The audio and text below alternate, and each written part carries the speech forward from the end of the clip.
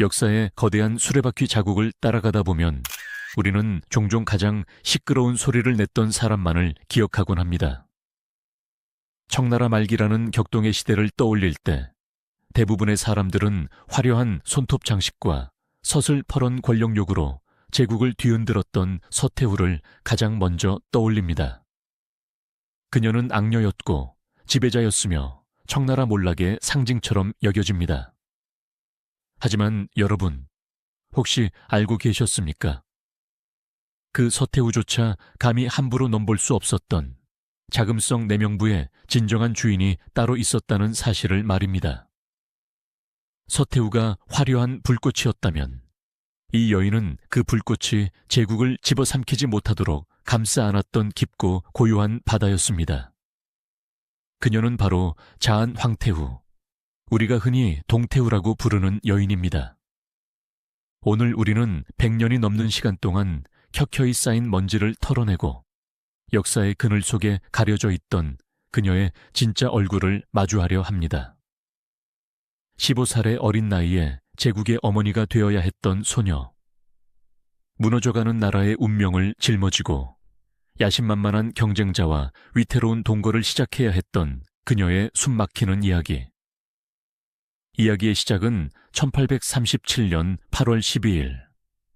늦어름의 열기가 차해가시지 않은 중국 남부 광서성 유주로 거슬러 올라갑니다. 동태후, 그녀의 본래 성씨는 유호록입니다. 만주족의 성씨가 낯설게 느껴지실 수 있겠지만 당시 청나라에서 이 성씨가 갖는 무게감은 실로 대단했습니다.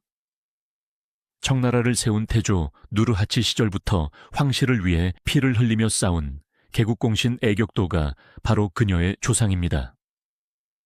다시 말해 그녀는 태어날 때부터 황실의 가장 충성스러운 수호자이자 뼈대 있는 귀족 중의 귀족이라는 금수저를 물고 태어난 셈입니다. 그녀가 태어난 1837년은 어떤 시대였을까요? 겉으로 보기에 대청제국은 여전히 거대하고 위험 있어 보였지만 그 내부는 이미 썩어 들어가고 있었습니다. 그녀가 불과 3살이 되던 해인 1840년 제1차 아편전쟁이 발발합니다. 서양 오랑캐라고 무시했던 영국군의 대포 앞에 천조의 군대는 추풍낙엽처럼 쓰러졌습니다. 이는 단순한 패배가 아니었습니다. 수천 년간 이어져 온 중화 질서가 무너지는 천지가 개벽하는 충격이었습니다. 어린 유호록 씨는 이러한 혼란 속에서 성장했습니다. 그녀의 아버지 목양아는 지방의 고위 관리였습니다. 비록 그녀가 태어난 곳은 황실이 있는 베이징에서 멀리 떨어진 변방이었지만 그녀의 집안은 철저하게 만주족의 전통을 지켰습니다. 여기서 우리는 그녀의 성장 배경에 숨겨진 중요한 사실 하나를 짚고 넘어가야 합니다. 바로 그녀의 어머니입니다. 기록에 따르면 그녀의 생모는 정실 부인이 아닌 첩실, 즉 강가씨였습니다. 당시 엄격한 신분제 사회에서 첩의 딸이라는 꼬리표는 평생의 멍해가 될 수도 있었습니다. 하지만 그녀에게는 남다른 운명이 기다리고 있었습니다. 아버지는 이 딸의 영민함과 범상치 않은 기품을 일찍이 알아봤고 정실 부인 못지않게 그녀를 귀하게 길렀습니다. 어린 시절부터 그녀는 엄격한 교육을 받았습니다.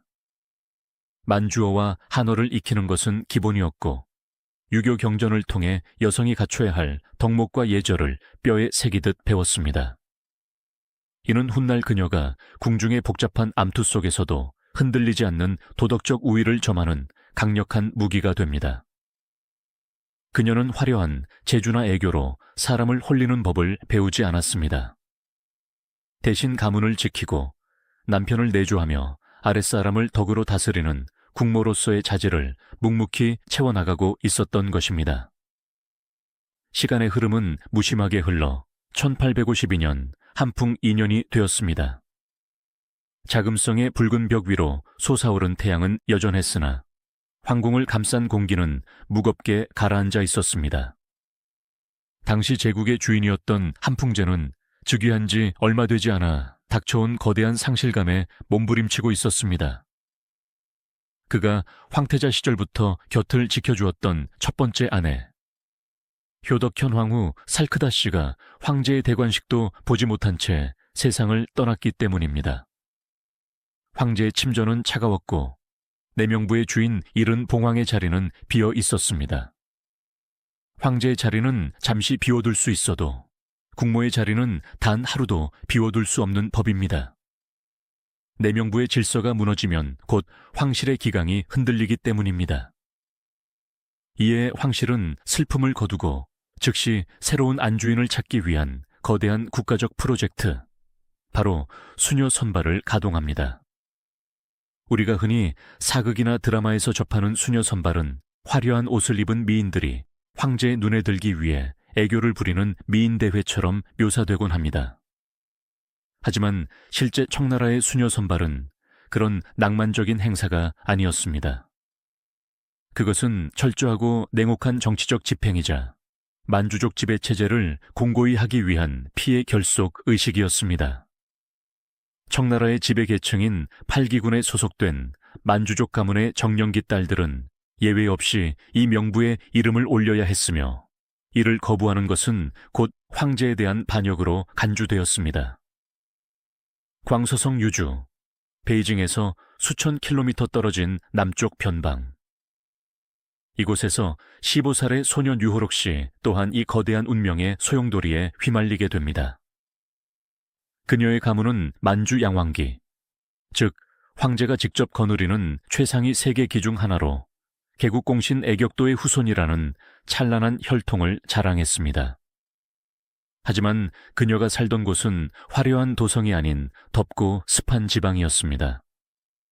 아버지 목양아의 임지를 떠나 베이징으로 향하는 길은 고단한 여정이었습니다. 덜컹거리는 마차 안에서 소녀는 창밖으로 스쳐 지나가는 풍경을 보며 무슨 생각을 했을까요? 당시 천하는 아편 전쟁의 패배로 신음하고 있었고 곳곳에서 굶주린 유민들이 떠돌고 있었습니다. 명문가에서 귀하게 자란 그녀에게 그 광경은 충격이었을지 모릅니다. 하지만 그녀의 마음속 깊은 곳에는 두려움보다 더 크고 단단한 어떤 결의가 자리 잡고 있었을 것입니다. 나는 그저 한 명의 소녀가 아니다. 쇠락해가는 우리 가문, 아니 흔들리는 이 제국을 지탱해야 할 유호록 가문의 딸이다. 그녀는 본능적으로 자신이 감당해야 할 무게를 느끼고 있었습니다. 마침내 베이징에 도착하여 자금성의 육중한 신무문이 열렸을 때 전국 각지에서 모여든 수백, 수천 명의 소녀들이 긴장된 표정으로 늘어서 있었습니다. 그 광경은 마치 꽃들의 바다와도 같았지만 그 속에는 보이지 않는 칼날들이 숨겨져 있었습니다. 심사 과정은 가혹하리만큼 철저했습니다. 신체에 작은 흉터 하나라도 있는지, 걸음걸이는 우아한지, 목소리의 톤은 적절한지, 그리고 무엇보다 가문의 배경에 티끌만한 오점은 없는지 현미경을 들이대듯 검증했습니다. 내관들의 날카로운 눈초리와 상궁들의 까다로운 질문들이 소녀들을 압박했습니다. 그리고 바로 이 긴장된 순간, 훗날 청나라 역사를 송두리째 뒤흔들 운명적인 만남이 이루어집니다. 유호록 씨의 옆, 혹은 뒤 어딘가에 또 다른 눈빛을 가진 소녀가 서 있었습니다. 그녀는 여평나라 씨, 우리가 익히 알고 있는 훗날의 서태후였습니다. 당시 서태후는 하급 관리의 딸로 혜정이라는 이름의 말단 관리 아버지를 둔 평범한 가문 출신이었습니다. 철모자왕 가문과 혼맥이 닿아 있는 유호록 씨와 비교하면 그녀의 신분은 초라하기 그지없었습니다. 하지만 서태후에게는 유호록 씨가 가지지 못한 것이 있었습니다. 그것은 마치 활활 타오르는 불꽃 같은 야망과 사람의 시선을 단번에 사로잡는 요염한 생명력이었습니다. 그녀의 눈은 호기심으로 반짝였고 두려움 대신 기회를 엿보는 영민함이 서려 있었습니다. 반면 유호록 씨는 마치 깊은 호수와 같았습니다. 그녀에게서는 범접할 수 없는 우아함과 차분하고 고요한 카리스마가 뿜어져 나왔습니다. 주변이 아무리 소란스러워도 흔들리지 않는 태산 같은 기품. 그것은 타고난 혈통과 엄격한 가정교육이 만들어낸 아우라였습니다. 전혀 다른 색깔, 물과 불처럼 상반된 성향을 가진 두 소녀. 훗날 제국을 동과 서, 두 쪽으로 나누어 통치하게 될 이 두 사람의 첫 만남은 아마도 서로에게 강렬한 스파크를 튀기지는 않았을 것입니다. 그저 수많은 경쟁자 중 한 명, 혹은 스쳐 지나가는 인연이라 생각했을지도 모릅니다. 하지만 운명의 신은 이미 주사위를 던졌고 자금성이라는 거대한 감옥이자 무대 위로 두 소녀를 동시에 밀어넣고 있었습니다.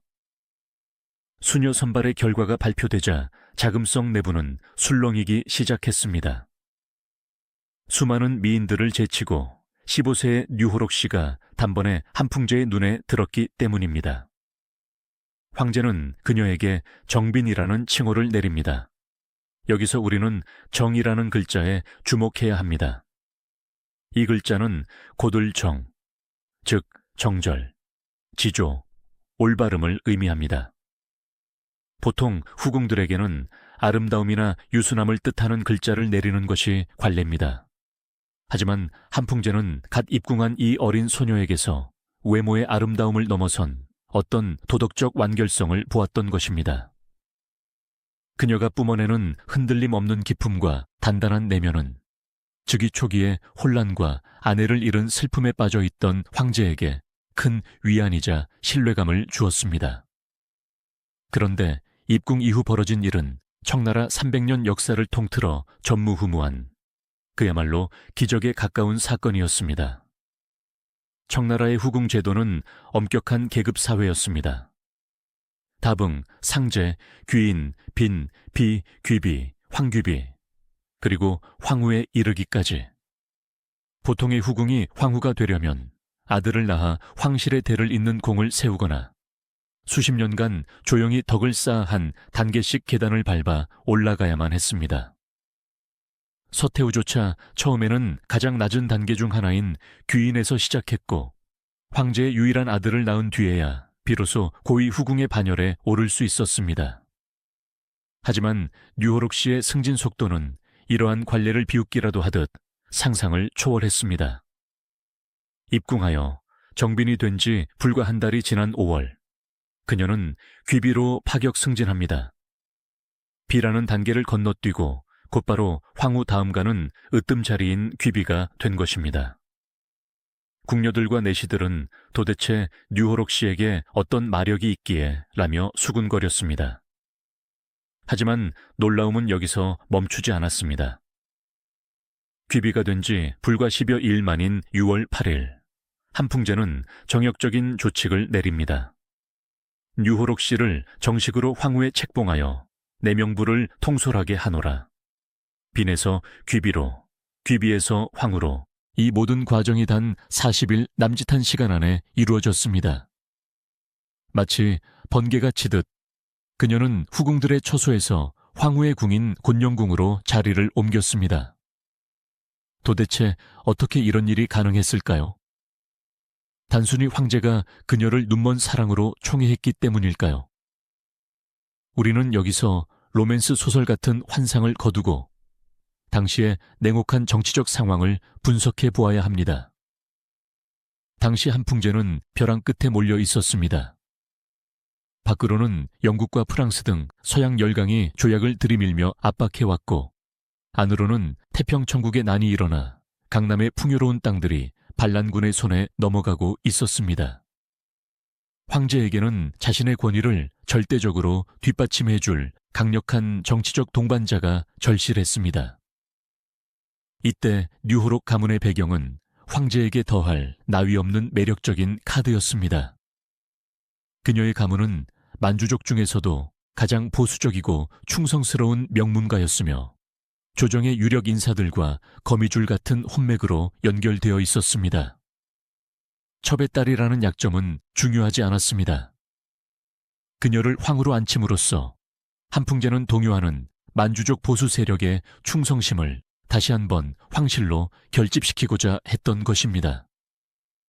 즉, 그녀의 초고속 승진은 황권 강화를 위한 고도의 정치적 계산이 깔린 인사였습니다.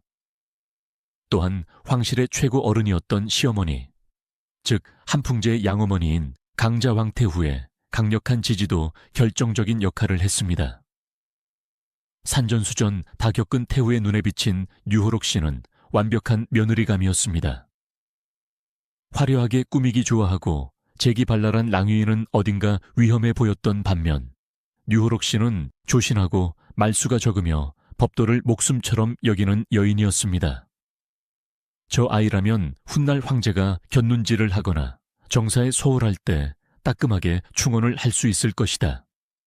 그리고 저 아이라면 저 드센 후궁들을 덕으로 누르고 내 명부를 조용히 장악할 수 있을 것이다.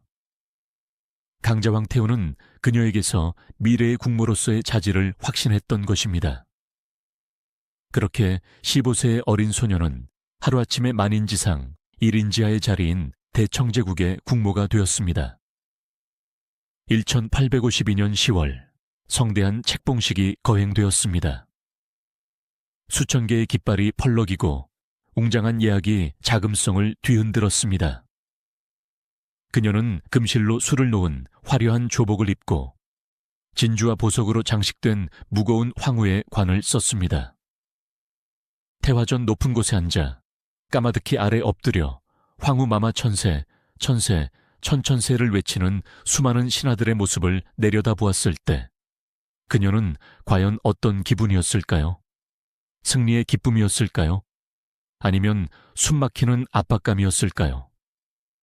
15살 소녀의 어깨를 짓누르는 관의 무게는 곧 제국의 무게였습니다. 그녀가 들어선 곳은 아름다운 꽃밭이 아니었습니다.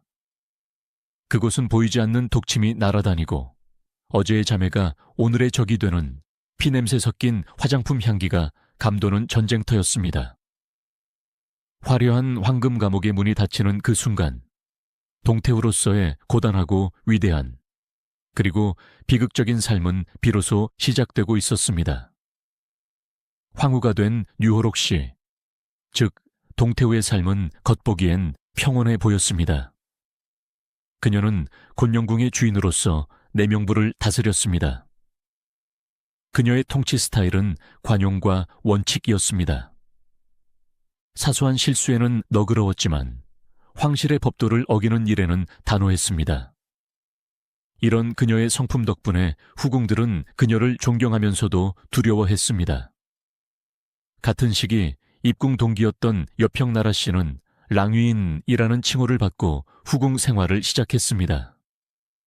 처음에는 동태후에 비해 한참 낮은 신분이었지만 서태후는 특유의 총명함과 노래 실력 그리고 남다른 화술로 한풍제의 마음을 사로잡기 시작합니다.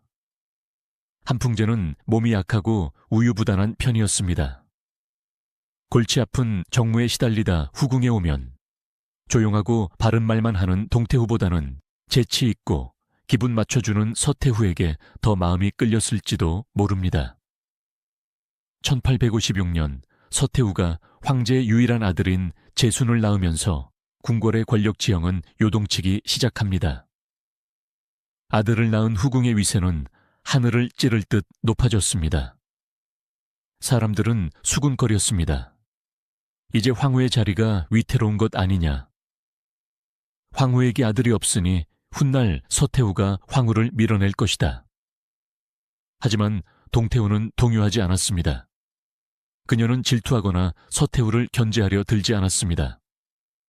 오히려 서태후가 낳은 아들을 자신의 친자식처럼 아끼고 예뻐했습니다. 이것이 동태후의 무서움이자 위대함이었습니다. 그녀는 자신이 정모라는 확고한 정통성을 가지고 있음을 알았고 아들을 낳은 서태후조차 자신의 신하일 뿐이라는 사실을 잊지 않았습니다. 그녀는 서태후를 경쟁자가 아닌 황실의 대를 이을 귀한 아들의 생모로서 다우해 주었습니다. 그러나 개인적인 평온함과 달리 제국의 운명은 벼랑 끝으로 치닫고 있었습니다. 1860년 제2차 아편전쟁이 발발하고 이번에는 영국과 프랑스 연합군이 베이징 코앞까지 쳐들어왔습니다. 원명원이 불타고 있다는 소식이 전해졌습니다. 황제는 패닉에 빠졌습니다. 결단을 내리지 못하고 우왕좌왕하던 한풍제는 결국 치욕적인 결정을 내립니다. 열하로 사냥을 떠나겠다.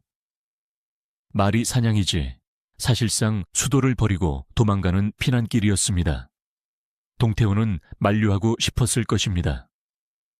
황제가 도망가면 백성은 누가 지키냐고 묻고 싶었을 것입니다. 하지만 황후는 황제의 그림자.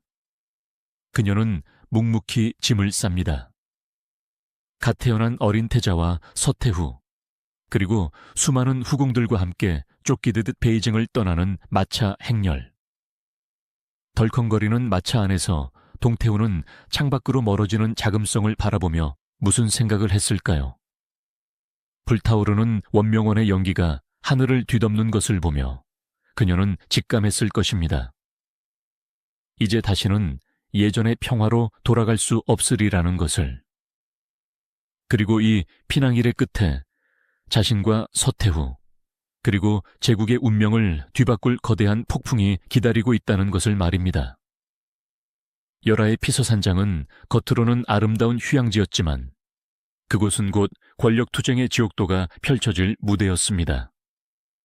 황제의 병세는 날로 악화되었고 죽음의 그림자가 드리워진 황제의 침상 주위로 하이에나 같은 권력자들이 모여들고 있었으니까요.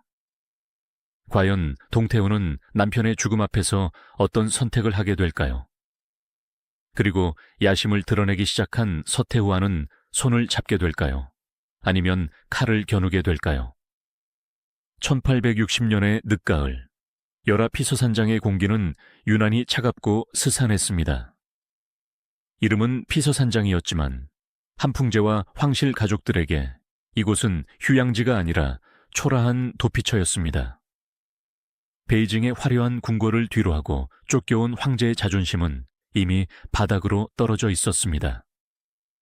한풍제는 깊은 우울증과 병매에 시달리고 있었습니다. 그는 현실을 잊기 위해 술과 아편, 그리고 여사에게 빠져 지냈습니다. 제국의 몰락을 자신의 눈으로 확인한 황제의 심정은 타들어가고 있었죠. 동태후는 그런 남편의 곁을 지키며 탕약을 올리고 뜬 눈으로 밤을 지새웠습니다. 그녀에게 황제는 하늘이자 자신이 지켜야 할 마지막 자존심이었습니다. 하지만 권력의 냄새를 맡은 이리 때들은 황제의 병세가 위중해지기만을 기다리고 있었습니다. 그 중심에는 숙순이라는 인물이 있었습니다. 그는 황제의 신임을 받는 고위 관료였지만 오만방자하고 권력욕이 대단한 야심가였습니다. 숙순은 무능한 황제를 대신해 국정을 좌지우지하며 은근히 두 황후를 무시했습니다. 여인네들이 정치를 어찌 알겠느냐. 그의 눈빛에는 경멸이 서려 있었습니다. 동태후는 그 모욕을 묵묵히 참아냈지만 서태후의 눈에는 도끼가 서리기 시작했습니다. 그리고 운명의 1861년 7월, 한풍제는 결국 31세의 젊은 나이로 세상을 떠납니다. 황제의 죽음은 곧 전쟁의 시작이었습니다. 한풍제는 죽기 직전 제국의 미래를 걱정하며 유언을 남깁니다. 그는 자신의 어린 아들, 겨우 5살인 동치제가 황제에 오르면 권력 다툼이 일어날 것을 예견했습니다. 그래서 아주 복잡하고 정교한 권력 분립 장치를 마련해 둡니다. 첫째, 숙순을 포함한 8명의 고명 대신에게 어린 황제를 보좌하여 나라시를 돌보게 한다. 둘째, 황후인 동태후에게 어상이라는 도장을 준다. 셋째, 태자의 생모인 서태후에게는 동도당이라는 도장을 주어 태자가 보관하게 한다. 이것이 무슨 의미일까요? 8명의 대신이 아무리 법안을 만들고 결정을 내려도 마지막에 두 태후가 도장을 찍어주지 않으면 그 문서는 휴지 조각에 불과하다는 뜻입니다. 즉, 황제는 행정권은 대신들에게 주되 최종 결재권은 자신의 아내들에게 주어 서로 견제하게 만든 것입니다. 특히 정실 부인인 동태후에게 준 어상 인장은 황권 그 자체를 상징하는 막강한 무기였습니다. 한풍제는 믿었던 것입니다. 야심 많은 서태후나 교활한 숙순이 나라를 망치려 할 때 고결하고 원칙적인 동태후가 이 도장으로 그들을 막아줄 것이라고 말이죠.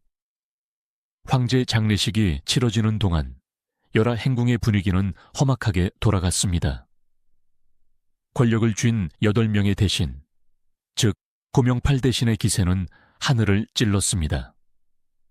그들은 노골적으로 두 태후를 압박했습니다. 태후마마들은 깊은 궁에 계시면서 아이나 잘 키우시면 됩니다. 복잡한 정사는 저희가 알아서 할 테니 도장이나 빨리 찍어 주십시오. 숙수는 회의 때마다 목소리를 높였고 심지어 동태후와 서태후가 앉아있는 면전에서 소리를 지르거나 삿대질을 하기도 했습니다. 어린 황제 동치제는 무서워서 울음을 터뜨리기 일쑤였고 서태후는 분노에 몸을 떨었습니다. 어느 날 숙순 일파는 두 태후에게 터무니없는 요구를 해왔습니다. 모든 결제 권한을 자신들에게 위임한다는 각서에 도장을 찍으라는 것이었습니다. 그것은 사실상 황실의 권한을 포기하라는 협박이었습니다. 서태후는 두려움과 분노에 차서 동태후를 바라봤습니다. 평소 조용하기만 하던 동태후, 과연 이 위기 상황에서 그녀는 어떻게 했을까요? 동태후는 천천히 고개를 들었습니다. 그녀의 눈빛은 더 이상 순한 양의 그것이 아니었습니다. 그녀는 떨리지 않는 목소리로, 그러나 서리빨처럼 차갑게 말했습니다. 선왕께서 우리에게 인장을 맡기신 것은 너희들이 딴 마음을 품지 못하게 하려 함이었다. 그런데 감히 선왕의 유지를 어기고 황실을 능멸하려 드느냐? 내 놈들의 목이 몇 개라도 붙어 있을 것 같으냐? 그 자리에 있던 모든 사람이 얼어붙었습니다. 나무보살이라 불리던 동태후가 처음으로 보여준 황후로서의 위엄이었습니다. 숙순조차 그녀의 기세에 놀려 잠시 주춤할 수밖에 없었습니다. 하지만 이것은 말 그대로 시간 벌기일 뿐, 물리적인 군사력은 숙순 일파가 쥐고 있었습니다. 이대로 있다간 두 태후와 어린 황제가 쥐도 새도 모르게 제거될 수도 있는 절체절명의 위기였습니다. 그날 밤 동태후의 처소인 연희당으로 은밀한 손님이 찾아옵니다. 바로 서태후였습니다. 서태후는 동태후의 손을 잡고 눈물을 흘리며 호소했습니다. 언니, 이대로 가다간 우리 모자는 죽은 목숨입니다. 베이징에 있는 공친왕과 손을 잡아야 합니다. 그들을 쳐내야 우리가 삽니다. 공친왕 혁흔, 그는 한풍제의 이복동생으로 유능하고 개혁적인 인물이었지만 형과의 불화로 권력의 중심에서 밀려나 베이징에 머물고 있었습니다. 동태후는 깊은 고민에 빠졌습니다. 이것은 단순히 정적을 제거하는 문제가 아니라 친위 쿠데타를 일으키는 반역 행위가 될 수도 있었습니다. 실패하면 죽음뿐이었습니다. 동태후는 잠든 어린 황제의 얼굴을 물끄러미 바라보았습니다. 그리고 결단을 내립니다. 그녀는 자신의 운명을 건 도박을 승인합니다. 좋다. 공친왕에게 밀서를 보내라. 내 이름과 도장을 걸고 그를 부르겠다. 이 순간 동태후는 단순한 황후에서 제국의 운명을 조종하는 정치가로 다시 태어났습니다. 열하와 베이징 사이의 거리는 약 230km. 첩첩산중을 넘어야 하는 험난한 길이었습니다. 숙순 일파의 감시는 삼엄했습니다. 궁 밖으로 나가는 쥐새끼 한 마리도 감시당하는 상황에서 어떻게 베이징의 공친왕에게 연락을 취할 수 있었을까요? 야사에 따르면 두 태후는 충직한 환관 안덕회를 시켜 비밀리에 편지를 보냈다고 합니다. 혹은 어린 황제의 장난감을 고친다는 핑계로 장인들을 내보내며 그 속에 밀서를 숨겼다는 이야기도 있습니다. 방법이야 어찌 됐든 동태후의 인장이 찍힌 구원 요청서는 베이징의 공친왕에게 무사히 전달되었습니다. 공친왕은 즉시 열하로 달려왔습니다. 표면적인 이유는 형님의 빈소에 조문한다는 것이었지만 실제로는 두 태후와 거사 계획을 짜기 위해서였죠. 숙수는 공친왕이 병력을 이끌고 오지 않은 것을 보고 안심하고 그를 들여보냈습니다. 이것이 숙순의 결정적인 실수였습니다. 빈소에서 눈물로 위장한 채 두 태후와 공친왕은 은밀하게 접선했습니다. 계획은 대담하고 치밀했습니다. 황제의 관을 베이징으로 운구할 때 숙순 일파는 관을 지키느라 느리게 이동할 것입니다. 태후마마들과 폐하께서는 험하지만 빠른 지름길로 먼저 베이징에 도착하십시오. 제가 미리 베이징의 성문을 장악하고 기다리겠습니다. 운명의 날이 밝았습니다. 장례 행렬이 열하를 출발했습니다. 숙수는 관례에 따라 황제의 관 곁을 지켜야 했기에 무거운 장비들과 함께 천천히 이동했습니다. 반면 두 태후와 어린 황제는 어린 황제가 너무 지쳐 먼저 가서 쉬어야겠다는 핑계를 대고 가마를 타고 전속력으로 달리기 시작했습니다. 가을비가 추적추적 내리는 진흙탕 길을 동태후는 며칠 밤낮을 쉬지 않고 달렸습니다. 덜컹거리는 가마 안에서 멀미와 피로에 시달리면서도 그녀는 어린 황제를 품에 꼭 안고 놓지 않았습니다. 만약 숙순이 이 계획을 눈치채고 추격대를 보낸다면, 숲속 어디선가 자객이 튀어나온다면, 공포가 엄습해왔지만 그녀는 뒤를 돌아보지 않았습니다. 두 태후 일행은 숙순 일행보다 4일이나 먼저 베이징에 도착했습니다. 베이징 성문은 이미 공친왕의 군대가 굳게 지키고 있었습니다. 동태후가 궁에 들어서자마자 그녀는 즉시 황제의 이름으로 조칙을 내립니다. 고명 팔대신들이 황제를 능멸하고 권력을 남용하였으니 그들의 관직을 박탈하고 즉시 체포하라. 동태후의 어상 도장이 찍힌 이 조칙은 곧 법이었습니다. 베이징 교외에서 느긋하게 관을 운구하던 숙수는 자다가 날벼락을 맞았습니다. 한밤중에 공친왕의 군대가 그들의 숙소를 덮쳤습니다. 숙수는 잠옷 바람으로 끌려 나오며 고래고래 소리를 질렀습니다. 내가 선왕의 유지를 받은 대신이다. 너희들이 감히 반역을 하느냐. 하지만 군사들은 싸늘하게 대답했습니다. 황태후, 마마의 명령이다. 반역자는 바로 너다. 이것이 바로 1861년의 신유정변입니다. 피 한 방울 흘리지 않고 전광석화처럼 이루어진 이 쿠데타의 성공 요인은 무엇이었을까요? 서태후의 기지와 공친왕의 군사력도 중요했지만 가장 핵심적인 것은 바로 동태후의 정통성이었습니다. 만약 서태후 혼자서 이 일을 꾸몄다면 보수적인 만주족 관료들은 후궁이 정권을 탈취했다며 반발했을 것입니다. 하지만 황실의 적통이자 도덕적 결점이 없는 동태후가 앞장서서 이것은 선왕의 뜻을 바로잡는 일이다 라고 선포했기에 아무도 토를 달 수 없었던 것입니다. 잡혀온 숙순 일파에 대한 처벌을 논의할 때 동태후의 결단력이 다시 한번 빛을 발합니다. 서태후는 잔인하게도 그들을 능지처참해야 한다고 주장했습니다. 하지만 동태후는 고개를 저었습니다. 그들은 그래도 선왕을 모셨던 대신들이다. 능지처참은 너무 참혹하다. 주동자 숙수는 참수하되 나머지 왕족 출신들은 자결하게 하여 명예를 지켜주어라. 그리고 그들의 가족들까지 연좌제로 처벌하지는 말라. 그녀의 판결은 엄중하면서도 자비로웠습니다. 정적을 제거하되 필요 이상의 피를 보지 않음으로써 민심과 관료들의 지지를 동시에 얻어낸 것입니다. 숙수는 베이징의 채소 시장 입구로 끌려가 목이 베었습니다. 청나라 역사상 황족이나 고위 관료를 공개 처형한 것은 매우 드문 일이었습니다. 그만큼 두 태후의 의지는 확고했습니다. 숙순 일파가 제거된 후 1861년 11월 1일 자금성 양심전에서 역사적인 의식이 거행됩니다. 어린 동치제가 황좌에 앉고 그 뒤로 얇은 노란색 비단발이 드리워졌습니다. 그리고 그 발 뒤에 두 명의 여인이 나란히 앉았습니다. 동쪽에는 자한황태후, 서쪽에는 자희황태후. 중국 역사상 유래를 찾기 힘든 이궁 청정, 즉 두 태후의 공동 통치 시대가 열린 것입니다. 조정 대신들이 올린 상소문은 먼저 공친왕이 검토한 뒤 두 태후에게 올라갔습니다.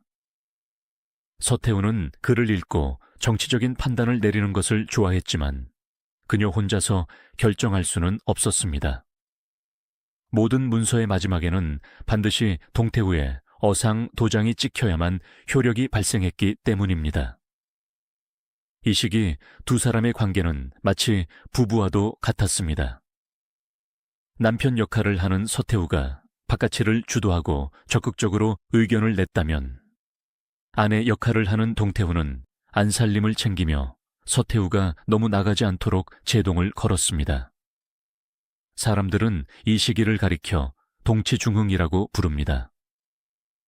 두 태후와 공친왕의 협력 아래 태평천국의 난이 진압되고 서양의 무기를 들여와 군대를 현대화하는 양무운동이 시작되면서 무너져가던 청나라가 기적처럼 다시 일어서는 듯 보였기 때문입니다. 동태후는 매일 아침 수렴 뒤에 앉아 무슨 생각을 했을까요? 그녀는 권력을 즐기지 않았습니다. 그녀에게 이 자리는 죽은 남편과의 약속을 지키고 어린 아들을 보호하기 위한 고단한 의무였습니다. 그녀는 서태후가 화려한 옷을 입고 신하들을 호령할 때 옆에서 조용히 차를 마시며 서류를 검토했습니다. 하지만 신하들은 알고 있었습니다. 서태후가 아무리 목소리를 높여도 동태후가 찻잔을 내려놓으며 나직이 불가하다라고 한마디 하면 그 일은 절대 시행될 수 없다는 것을요. 그러나 권력은 나누어 가질 수 없는 법. 겉으로는 평화로워 보이는 이 이중 권력 체제에도 서서히 금이 가기 시작합니다. 서태후는 점점 자신의 권력을 키우고 싶어 했고 원칙주의자인 동태후가 눈의 가시처럼 느껴지기 시작했습니다. 그리고 그 갈등의 불씨는 예기치 않은 곳에서 타오르게 됩니다. 바로 서태후가 가장 아끼던 신복 내시 안덕회 때문이었습니다. 1869년 자금성에는 묘한 긴장감이 감돌고 있었습니다.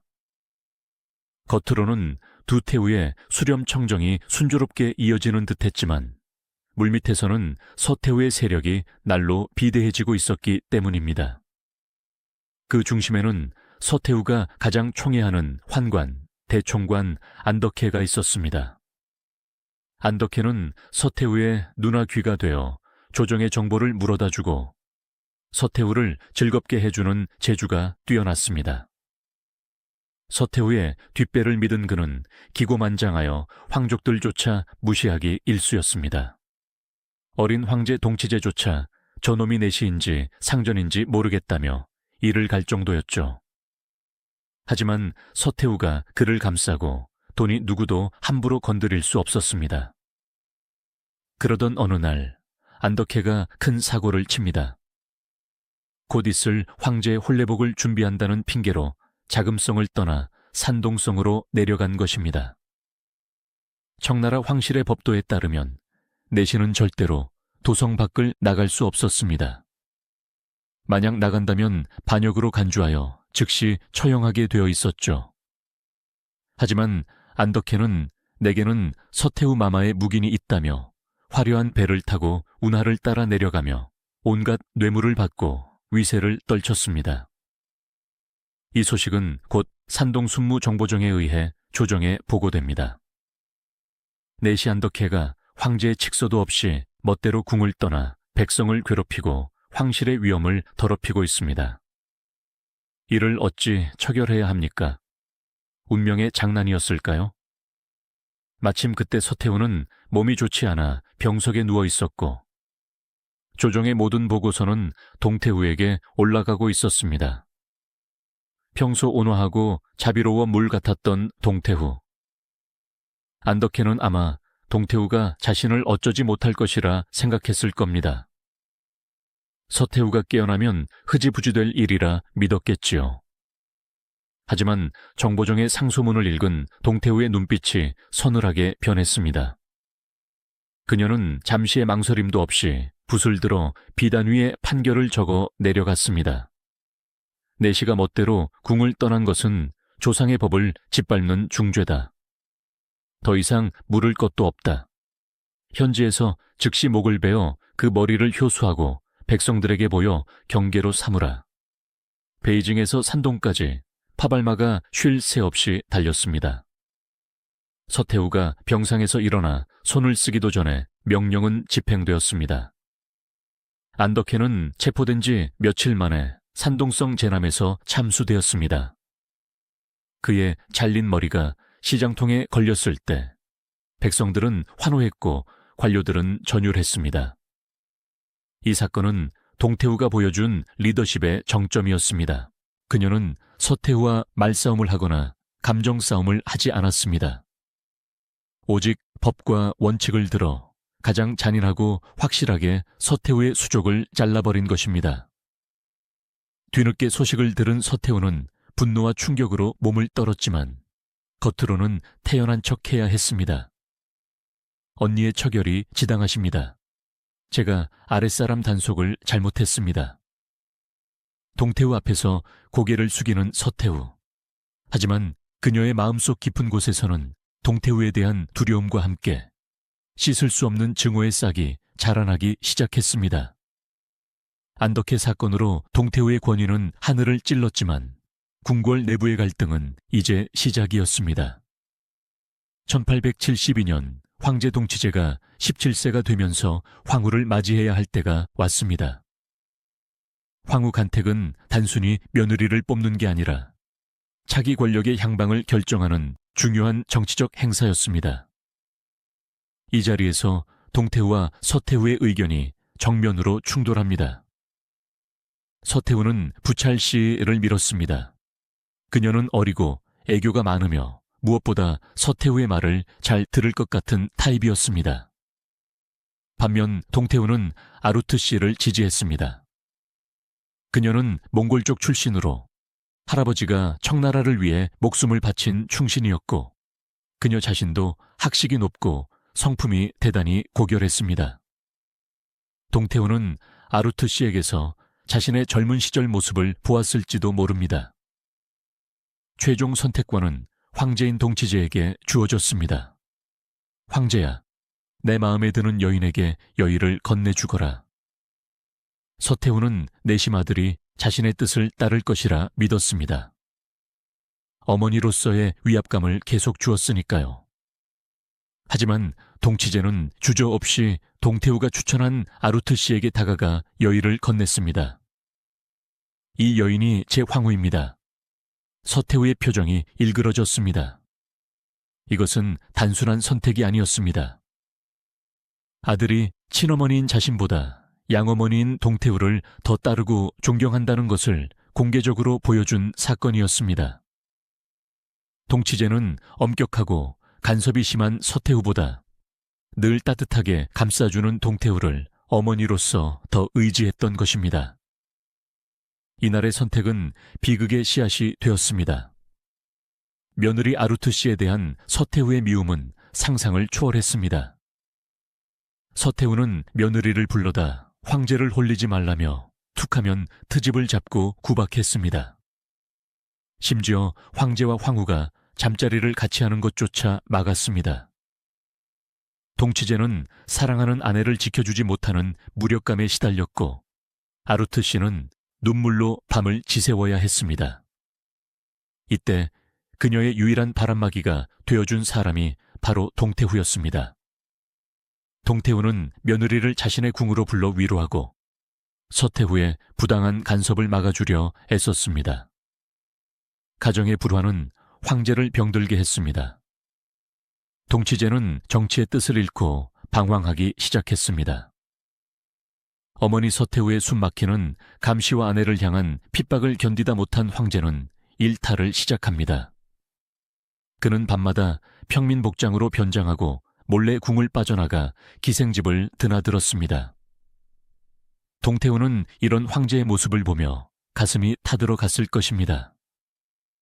그녀는 황제를 불러 타이르기도 하고 서태후에게 아이를 너무 몰아쓰지 말라고 충고도 했지만 이미 어긋나버린 모자 관계를 되돌리기엔 역부족이었습니다.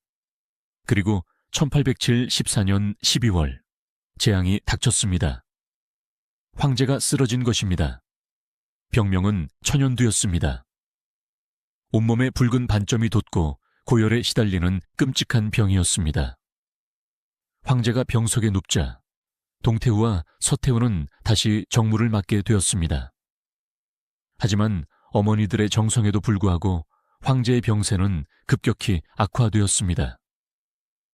1875년 1월 동치제는 불과 19세의 나이로 세상을 떠납니다. 동치중흥이라는 희망의 시대를 열었던 젊은 황제의 허망한 죽음이었습니다. 아들을 잃은 서태후의 슬픔도 컸겠지만 동태후의 상실감은 이루 말할 수 없었을 것입니다.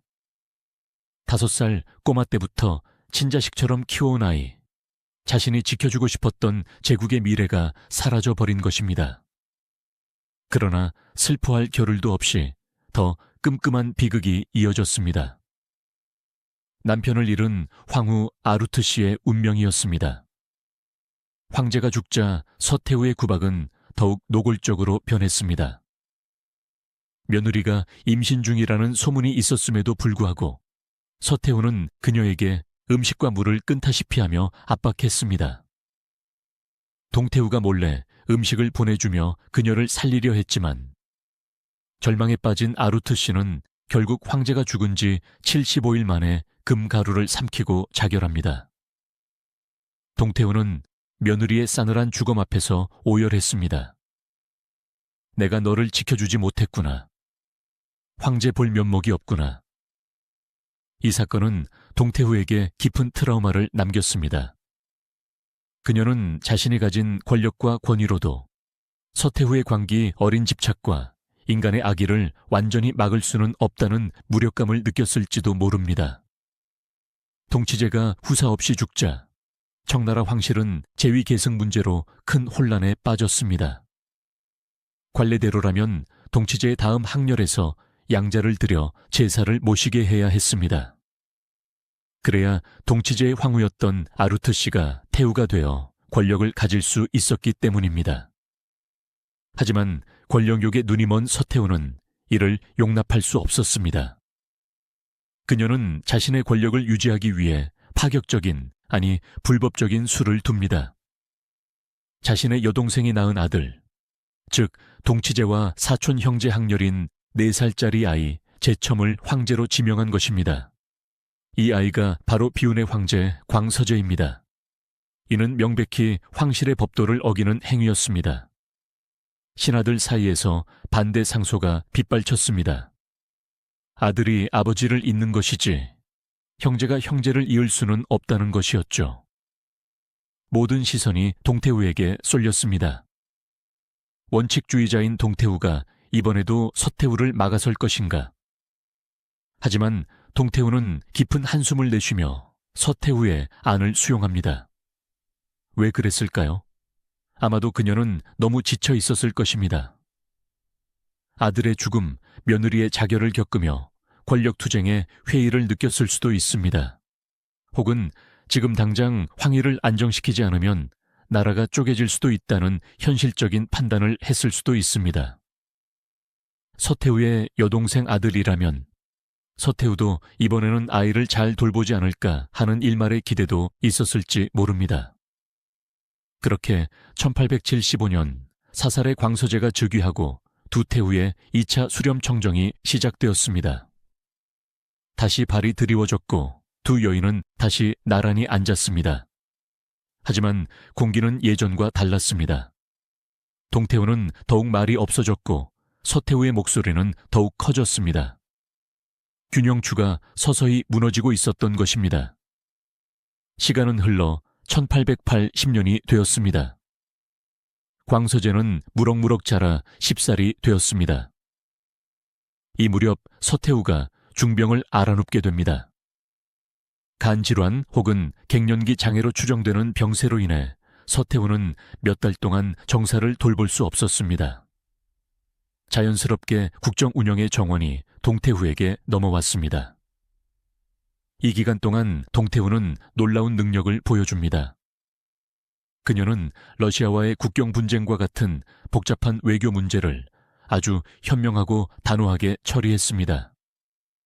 신하들은 다시 한번 깨달았습니다. 동태후 마마는 그저 착한 분이 아니다. 판단력과 결단력은 서태후보다 훨씬 뛰어나다. 서태후가 병석에 있는 동안 조정은 오히려 더 안정적이고 평화로웠습니다. 동태후는 매일 아침 광서재를 무릎에 앉히고 글을 가르치며 예전 동치제 때처럼 따뜻한 모성애를 보여주었습니다. 광서재 역시 이모인 서태후보다 큰어머니인 동태후를 더 따랐습니다. 하지만 이것이 오히려 화근이었을까요?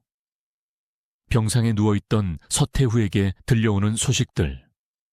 동태후가 정사를 훌륭히 처리한다더라. 황제가 동태후만 따른다더라. 서태후의 마음속에 질투와 불안의 불길이 타오르기 시작했습니다. 내가 없는 사이에 내 자리를 뺏길 수도 있다. 1881년 4월의 어느 날, 서태후의 병세가 조금 호전되었습니다. 동태후는 동생의 쾌유를 축하하기 위해 서태후를 방문합니다. 자매처럼 다정하게 차를 마시고 담소를 나누는 두 사람. 겉으로는 평화로운 봄날의 풍경이었습니다. 하지만 그날 이후 자금성의 역사를 바꿀 미스터리한 사건이 발생합니다. 건강했던 동태후. 40일 만에 황후가 되었고 20년 동안 제국의 중심을 잡았던 철의 여인. 그녀가 갑자기 쓰러진 것입니다. 전조도 없었습니다.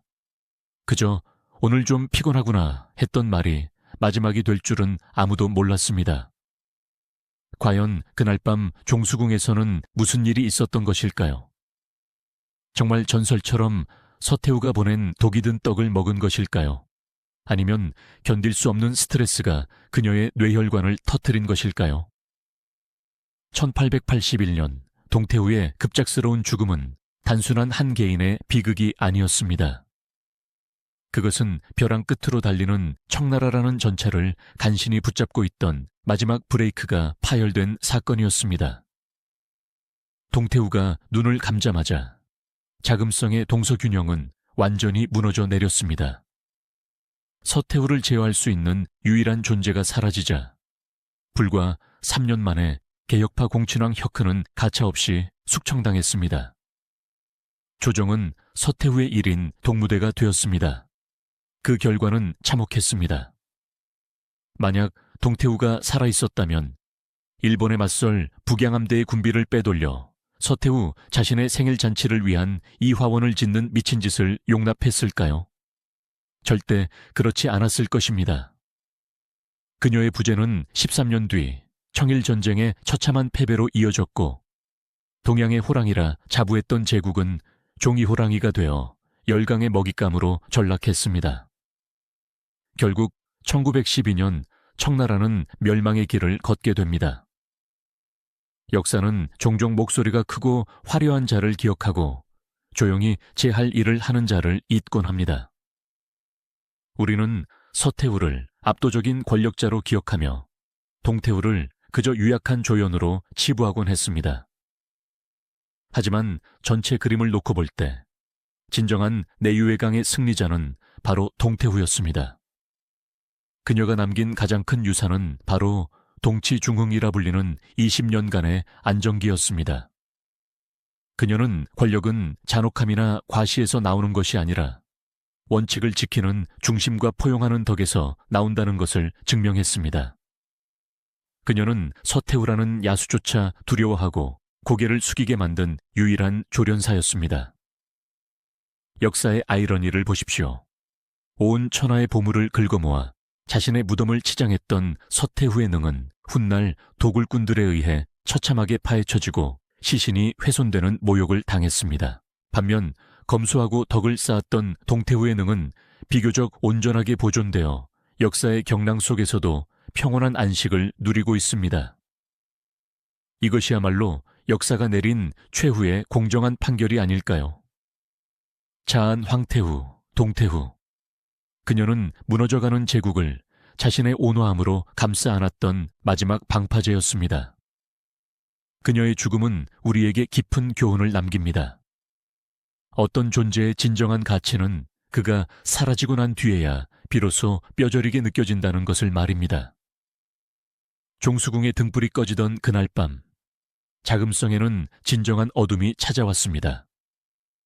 그녀는 단순한 태우가 아니라 청제국의 마지막 양심이자 안전핀이었습니다.